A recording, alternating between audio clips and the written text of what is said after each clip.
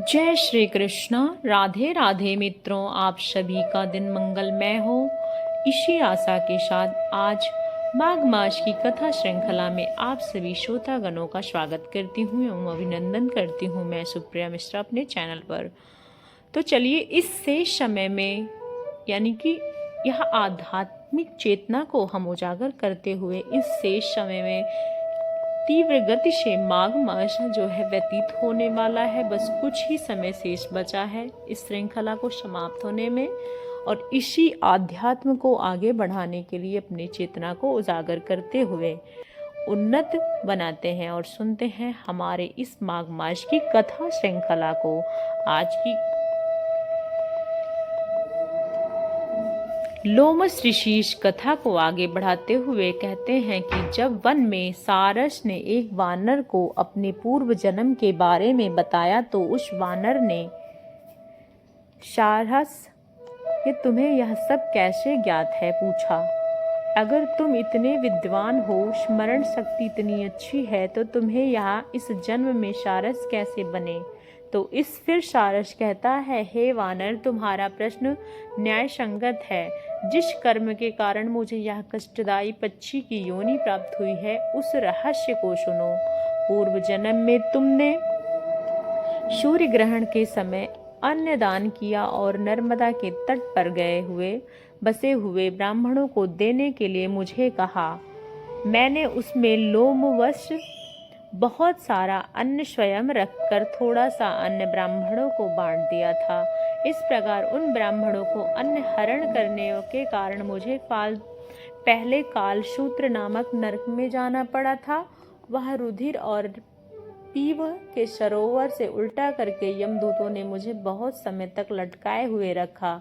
भयानक कौवे की गीधों की चोंचों को प्रहार से छत विछित कर दिया। कीड़े खाने लगे और इस प्रकार भयानक कष्टों को 300 वर्ष तक झेलने के बाद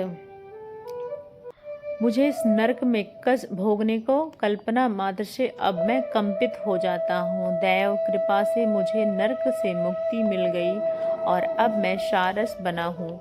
यह योनि मुझे इस कारण भुगतनी पड़ रही है। मैंने एक बार पूर्व जन्म में ही बहन के घर में काश्य पात्र चुरा कर जूरी को दे दिया था। यह मेरी मादा जो उस समय है, वह पूर्व जन्म में एक ब्राह्मणी थी। उसमें भी कांस्य पात्र की चोरी की थी और इसी कारण उसे सारसी बनना पड़ा था। हे वानर, अब तक मैंने तुमको भूतकाल का सारा वृतांत कह सुनाया, अब भविष्य का हाल सुनो।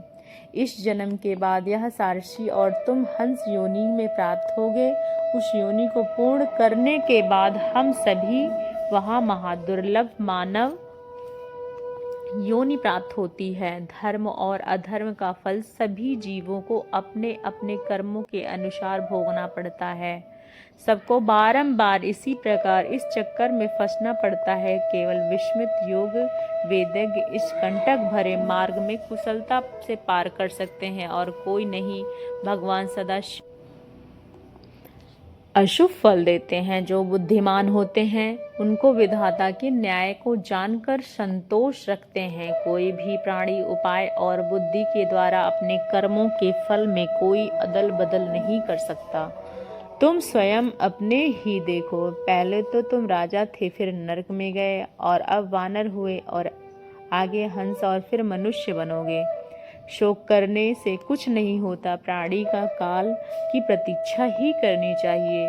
मैं यह बात ज्ञान होते हुए भी धैर्य पूर्वक प्रभु की माया से वशीभूत हुआ हूँ। सारसी के साथ इसी वन में रहता हूँ, काल की प्रतीक्षा कर रहा हूँ। तुम भी वही करो। यह सुनकर वानर ने कहा, हे ज्ञानी, तुम्हारे कर्म उत्तम हैं, जो तुम्हें पूर्व जन्म की स्मृतियाँ भी याद दिलाई हैं। तुम्हें मैं बारंबार नमस्कार करता हूँ। तुम्हारे कथन के द्वारा मेरा ज्ञान नष्ट हो गया है। तुम भी कल्याण पूर्वक वन में सारसी के साथ निवास करो। प्रेत ने कहा, हे विप्र सारस, वचनों को मैं नदी तट पर सुना था और उसके वचनों को सुनकर मुझ पर ज्ञान उपजा है। और शोक का नाश हुआ है। गंगा जी के पवित्र जल में आश्चर्यजनक महात्मा जानकर ही मैंने आपसे याचना की थी। मैंने पर्वत पे ही श्री गंगा जी के पवित्र जल का आश्चर्यजनक चमत्कार देखा था। मैं जानता हूँ कि इस पवित्र जल के पीने से अवश्य ही मैं इस प्रेत योनि से मुक्त हो जाऊंगा। ऐसे समय में पर यात्रा में उत्पन्न हुए किसी ग्राम योजक ब्राह्मण ने इसी विंध्याचल पर एक आरोग्य पुरुष से यज्ञ करवाया था। फल स्वरूप वह ब्रह्म राक्षस हुआ। तुम्हारे उस ब्राह्मण को राक्षस योनि में 8 वर्ष व्यतीत किए थे। उस ब्राह्मण के पुत्र ने एक बार अपने पिता की अस्थियां लेकर उन्हें कनखल क्षेत्र में जाकर गंगा जी के विसर्जित किया था। उसी क्षण उस ब्रह्म राक्षस को मुक्ति मिल गई थी। इस घटना को स्वयं अपनी आंखों से मैंने देखा है और इसीलिए मेरी श्रद्धा गंगा जी में स्थिर है। हे विप्रवर, अब मेरे पे दया करो, गंगा जल देने की कृपा करो। प्रेत की बातों को सुनकर वह पथिक विचार करने लगे। समस्त जीव निसंदेह अपने ही फलों का उपभोग करते हैं।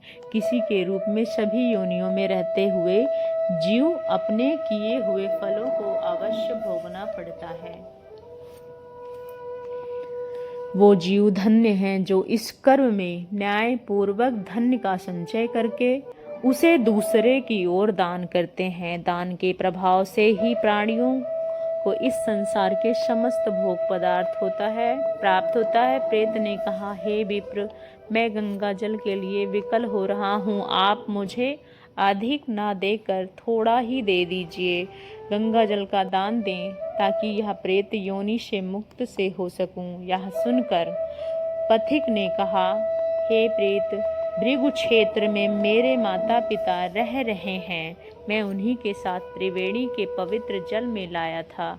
मार्गी में तुम जल में याचना कर रहे हो। इतना कहकर उस ब्राह्मण ने उस प्रेत को त्रिवेणी का जल दे दिया। प्रेत ने श्रद्धा पूर्वक उस जल का पान किया। उस जल के प्रभाव से तुरंत प्रेत योनि से वह मुक्त हो गया और दिव्य देह को प्राप्त हो गया। और फिर उसने उस पथिक से कहा, हे पथिक, गंगा जी के महात्मा का वर्णन कौन कर सकता है। भगवान शिव ने गंगा की पवित्रता समझकर ही उन्हें अपने मस्तक पर धारण किया है। जो गंगा जल को पान करता है वह मोक्ष को प्राप्त करता है। गंगा जल के समान कोई नहीं।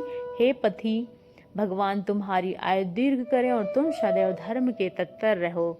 यह साधु अपने मुझ पर दया करके गंगा जल का पवित्र जल प्रदान किया है और मेरा उद्धार किया है। भगवान सब प्रकार से तुम्हारा कल्याण करे। इस प्रकार वचन कहकर वह दिव्य देहधारी ब्राह्मण प्रेत योनि से मुक्त होकर स्वर्ग चले गए। तब पथिक ब्राह्मण पुनः त्रिवेणी में अपनी माता पिता के उपभोग हेतु जल लाने के लिए वापस चल पड़ते हैं। देवदूती से प्रयागराज के इस पुनीत महात्मन को सुनकर वो पिशाच माघ स्नान के लिए त्रिवेणी की ओर चल पड़ा। उस त्रिवेणी में जल स्नान करके वह द्रवित राजा उस पाप योनि से मुक्त हुआ और फिर स्वर्ग को चला गया। और फिर यह कथा यहीं पे समाप्त होती है। और लोमस ऋषि के कन्याओं को उस ऋषि कुमार से संबोधित करते हुए आगे का वृतांत कहते हैं और वह हम सुनेंगे माघ मास की अगली श्रृंखला में प्रातःकालीन वेला में। आप